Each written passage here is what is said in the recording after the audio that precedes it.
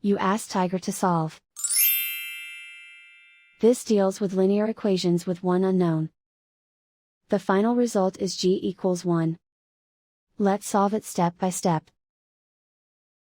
Simplify the expression. Group like terms. Simplify the arithmetic. Group all g terms on the left side of the equation. Add 3g to both sides. Group like terms. Simplify the arithmetic. Group like terms. Simplify the arithmetic.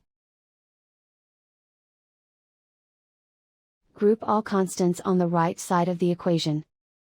Subtract 2 from both sides. Simplify the arithmetic.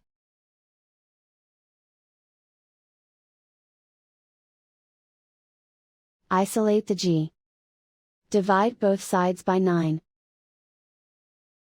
Simplify the fraction.